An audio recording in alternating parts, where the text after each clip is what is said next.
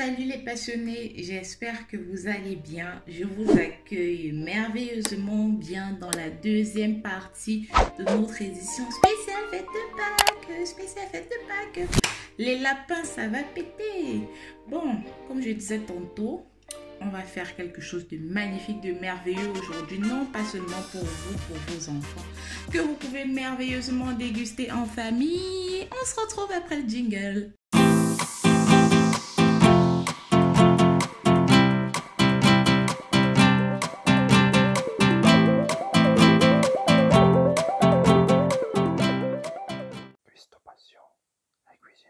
Bon, déjà là, je crois que il faudrait que je vous explique qu'on va beaucoup dessiner, beaucoup faire de petites technicités ici et là. Oh, je crois que c'est plus un cours de dessin et d'art que de... Bon, c'est un cours de cake design. On va dire ça comme ça. Déjà, je suis très fière de vous accueillir dans cette deuxième partie. N'oubliez pas de laisser plein de pouces bleus, likez, partagez. Abonnez-vous si c'est la première fois que vous atterrissez sur Cuisto Passion. Vous êtes la bienvenue. Merci à vous qui nous suivez d'aventure et d'accoutumée dans nos aventures. D'habitude, pardon, dans nos aventures. Donc, déjà, j'ai fait un pré-travail aussi pour cette partie de la vidéo. C'est-à-dire, j'ai tout simplement réalisé une crème au beurre meringuée. Pour avoir la recette, je vous mettrai le lien en barre d'infos. Et également, je vous mettrai le lien quelque part à gauche, à droite. Je ne sais pas trop où ça va apparaître. Bon, généralement, je crois que c'est ma droite. Bref, vous allez le retrouver très facilement. Et je vous invite ainsi, si vous n'avez pas déjà réalisé cette recette au préalable, s'il vous plaît, mettez une jolie pause sur cette vidéo. Réalisez la crème au beurre et ensuite revenez. Et aussi, si vous n'avez pas déjà réalisé notre gâteau dans notre molly cake au chocolat, vous voyez, nous l'avons déjà prédécoupé. Pour ceux donc qui sortent directement de la première partie, ils sont déjà assez armés. Bon, ils vont tout simplement refaire la crème, du moins faire la crème au beurre et revenir pour continuer cette étape. Donc, le montage que nous allons faire. Je vous explique les passionnés. Aujourd'hui, nous allons réaliser un choix cake. Choix cake. J'essaye de vous expliquer. C'est une espèce de gâteau tout velu. C'est le choix un peu comme des poils, vous voyez un peu. On va essayer de réaliser un lapin en cake design, autant qu'on peut du moins. Donc pour ça, c'est pour ça que nous avons eu besoin de beaucoup de petites techniques et au fur et à mesure, je vous dévoilerai ce que l'on a utilisé, notamment des bretzels, du chocolat que l'on peut trouver dans presque tous les ménages. Vous avez également, bon, j'ai découpé des oreilles de lapin. Je vous expliquerai également comment je les ai fait. Donc, vous voyez, voici mes petites oreilles de lapin là, avec notamment des tiges, des pics à brochettes pour faire des brochettes, notamment que ce soit de fruits ou de viande. J'adapte, comme je le dis, tout simplement dans la plupart des cas pour que ce soit assez facile, assez accessible, où que vous soyez et qui que vous soyez. Donc, j'ai tout simplement pris un gabarit, j'ai réalisé des oreilles de lapin, j'ai guetté sur Google notamment pour avoir la jolie forme que je voulais. Ensuite, je les ai dessinées, j'ai coupé au ciseau, comme vous voyez faire là. Après avoir coupé, j'ai récupéré un petit bout de papier aluminium, j'ai mesuré à peu près la longueur, j'ai coupé en deux tailles et ensuite j'ai recouvert tout simplement parce que vous aurez plus tard cette option, soit de faire des petits nœuds, je ne vais même pas dire des nœuds, de faire des petites décos sur les oreilles de lapin ou de les laisser ainsi. Mais c'était surtout pour que ça paraisse vraiment plus propre et plus professionnel. Vous voyez un peu. Et là, je vous présente, mesdames et messieurs, nous avons les petits bretzels que j'ai recouverts de chocolat. Donc, j'ai tout simplement fondu du chocolat. On s'en fout de la marque, hein. L'essentiel, c'est que ce soit un chocolat qui tienne. Vous ne devez pas l'avoir trop liquide non plus. Vous voyez là, je ne suis pas très experte en technique de manipulation de chocolat. Donc, j'ai fait du mieux que je pouvais. Je vous montre les bretzels pour que vous voyez vraiment que vous pouvez les faire avec des outils du quotidien. J'ai tout simplement pris ma boîte à biscuits, donc ma boîte à bretzels. Et chacune de ces tiges de bretzels là, je ne sais pas si on dit tige, bon, ça ressemble à une tige. Je les ai coupées en deux parce que je ne voulais pas non plus, c'était pour faire les moustaches de lapin. Je ne voulais pas qu'elles soient très longues non plus. Je les ai enrobées, donc j'ai coupé à chaque fois en deux. C'est pourquoi vous avez là 6 portions. Je vous remontre. Donc, vous l'avez là, 6 portions. Donc, à chaque fois, j'ai coupé 3 tiges en deux pour obtenir 6 œufs. Et j'ai enrobé dans le chocolat. J'ai tout simplement plaqué là et vous mettez au congélateur pour que ça puisse facilement tenir. Enfin, j'espère que ça a suffisamment tenu. Et ce petit signe là que vous voyez notamment, c'est avec ça que j'ai réalisé la bouche. Donc, j'ai tout simplement éliminé cette espèce de petite embordure du milieu là. Et j'ai coupé ici pour former un petit sourire de lapin. Et lui aussi, je l'ai enrobé dans du chocolat. Donc, je crois que c'est tout ce que j'ai fait et que je vous ai montré. Tout à l'heure, je vais décoller nos petites moustaches, ainsi de suite. Et pour terminer, j'ai récupéré quelques bonbons à la menthe, notamment 3 pour faire des yeux et ensuite le nez. Donc, vous verrez, on va faire tout ça tous ensemble. J'espère que vous avez déjà réalisé votre crème au beurre. Récupérez s'il vous plaît une maryse, une spatule coudée. De préférence, déjà, je récupère la mienne. Elle nous sera plus utile. Donc voilà la spatule coudée. Vous voyez, elle a cette petite encourbure là. Vous récupérez, comment ça s'appelle déjà, une poche à douille. Vous récupérez une douille. Et je vais vous présenter notamment aussi la douille avec laquelle nous allons faire le choix. C'est cette petite ouverture là, vous voyez, qui permet de réaliser, c'est le numéro 234 si je ne me trompe pas, non, 234. Donc vous voyez l'ouverture, c'est le numéro 234. Il y a le 233 aussi qui peut le faire, mais j'ai souhaité avoir quelque chose d'un peu plus gros pour avoir, pour pouvoir plus faire ressortir cet effet chouac, cet effet poilu. Donc on va se lancer les passionnés. Donc vous voyez là, vous prenez un cercle à pâtisserie pour pouvoir facilement réaliser votre fourrage. Donc je vais remplir ma poche à douille là tout de suite et je vous retrouve dans un instant pour fourrer notre gâteau. Vous voyez, j'avais déjà découpé les tranchettes de gâteau pour ceux qui ont suivi la première partie en 3. Donc, le dessus du gâteau, vous le savez très bien, il est généralement le bas. Et le voilà, le dessus du gâteau. Donc, je vais déposer ceci sur le côté.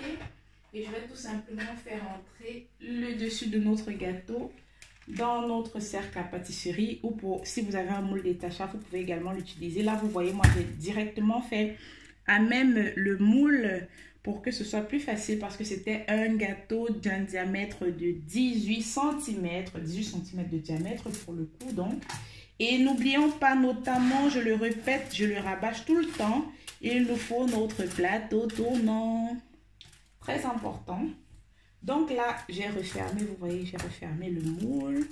Ça c'est lorsqu'il est ouvert, ça c'est lorsqu'il est fermé. Vous allez voir, ça va nous permettre d'uniformiser. Soit si vous avez un cercle pâtissier où vous utilisez cette technique, ça va vous permettre d'uniformiser votre fourrage notamment lorsque vous allez monter. On va tout simplement réaliser le fourrage de notre gâteau comme vous voyez faire. Alors, on commence par couper le bout de la poche à douille pour avoir un beau cercle, une belle définition. Ensuite, vous allez faire le tour sur lui-même autour de notre tranche de gâteau. Effectuez ce mouvement circulaire et c'est en ça que le plateau tournant aide. Et lorsque vous avez fini un tour, vous lissez un peu les bordures avec la spatule coudée pour uniformiser. Ensuite, vous reprenez le prochain disque de gâteau, vous le déposez et vous recommencez tout simplement la même opération jusqu'à arriver au bout.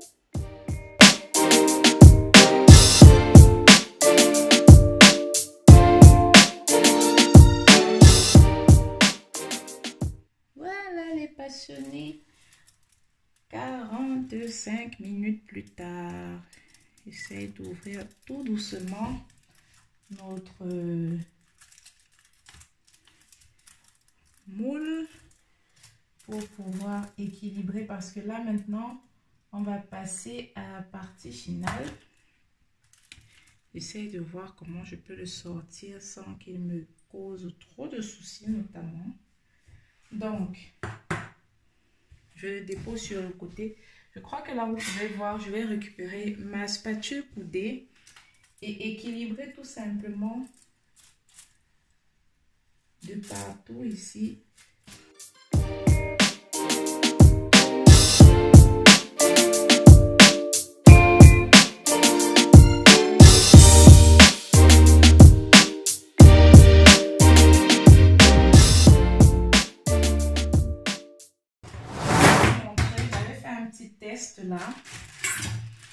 peux le refaire devant vous. Que vous voyez, j'avais pris pour vous montrer le mouvement qu'on va faire maintenant. C'est tout simplement des petits, vous voyez, vous déposez comme ça et vous relevez. C'est-à-dire vous allez déposer comme ça et relever sur le gâteau. Donc je vais essayer d'aller un peu plus vite. L'essentiel, essayez surtout s'il vous plaît de former, comment je vais dire, d'aller droit. Parce que nous allons, sauf si vous souhaitez quelque chose d'un peu plus accentué ou bien je vais dire rigolo. Mais nous allons vraiment essayer d'être très très carré pour former quelque chose d'assez ordonné pour la suite.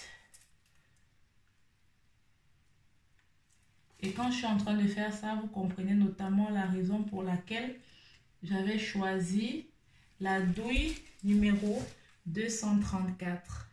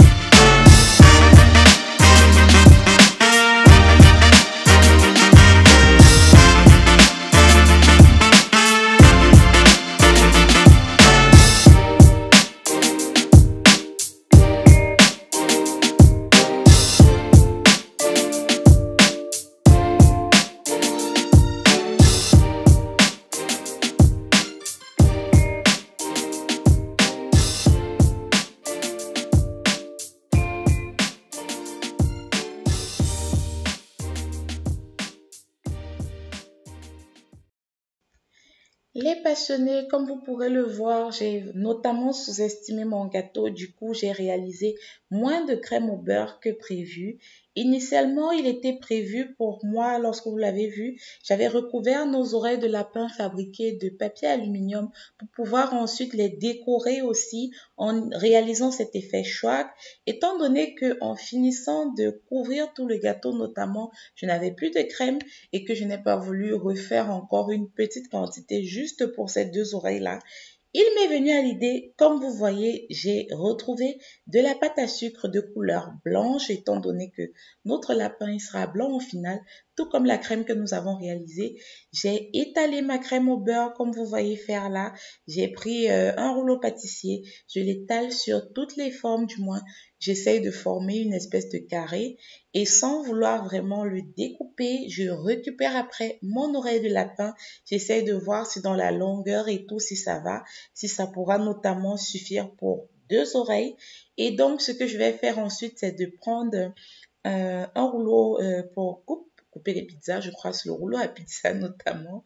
Et je vais tout simplement cercler l'oreille du moins pour avoir le pourtour pour les deux oreilles. Mais sachez que du fait que j'avais le papier aluminium recouvert sur toute la surface, je l'ai juste fait sur la face avant de l'oreille de lapin et ensuite je l'ai collé. Donc j'ai tout simplement humidifié la pâte à sucre et j'ai déposé sur la face avant de l'oreille de lapin.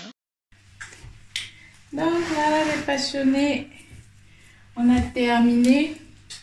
Pour vous dire, comme ma crème entre-temps elle est terminée, j'ai eu recours pour les oreilles de lapin. Du coup, je vous mettrai un petit extrait. J'ai découpé, du moins j'ai retrouvé un petit bout de pâte à sucre blanche que j'avais encore en réserve. J'ai tout simplement étalé sur un rouleau. Traçons ensuite la forme avec, je crois que c'était le rouleau à pizza, un truc comme ça. Et puis, j'ai collé par-dessus parce que l'objectif surtout, j'aurais bien voulu avoir des oreilles velues. Mais bon, ça ne va pas se faire. Donc, on ne va pas se prendre la tête. Par contre, là, on va essayer de positionner nos oreilles. Je vais essayer de les mettre en même temps. L'objectif surtout était que, voilà.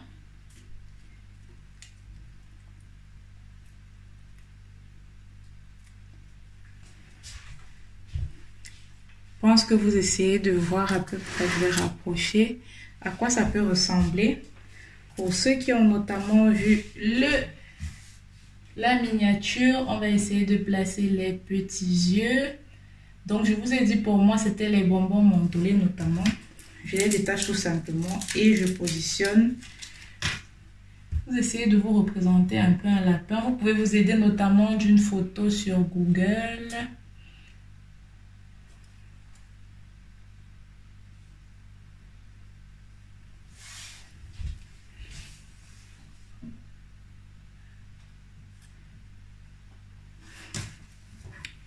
Et pour terminer, on va faire... je crois qu'avant de placer les fameuses moustaches, quand je vois la taille, je suis même pas sûre qu'on pourra faire la bouche. Mais c'est pas grave, je me suis quand même très bien amusée à... Comment dire? Avec notre enrobage de chocolat national. Donc là, je place tout simplement les moustaches. Je viens pour info de faire sortir ceci du congélateur. Donc je vais d'abord placer la moustache dite du milieu. Je dépose tout simplement, je n'appuie pas. Le but n'est pas, comment dire, d'abîmer ce que nous avons fait. Je vous ai précisé, je ne suis pas un maître chocolatier. Je ne sais même pas si on dit chocolatier ou chocolatière. Bref, vous comprenez. Je me suis tout simplement inspirée pour ce design-ci d'une photo rigolote que j'ai vue sur Google. Et je me suis dit, pourquoi pas.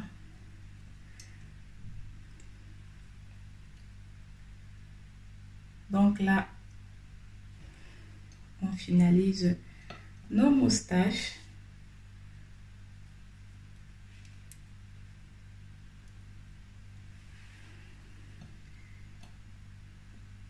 Maintenant qu'on a terminé avec l'une des faces, on va faire la suivante. Vous voyez comment ça s'accroche très facilement à nos poils.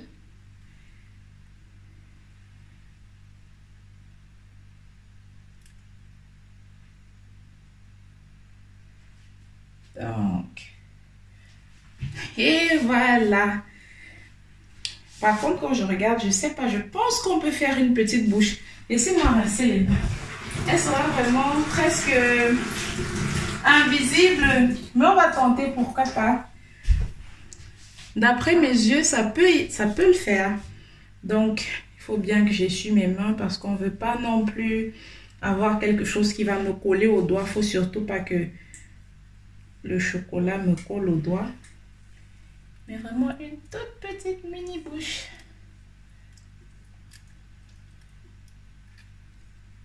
Voilà. Ah, j'adore. C'est juste magnifique. Laissez-moi enlever cette petite espèce de bave là. Je suis fière du travail que nous avons accompli aujourd'hui. Je vais retourner pour que vous puissiez voir. Je vais zoomer la caméra pour que vous puissiez bien voir.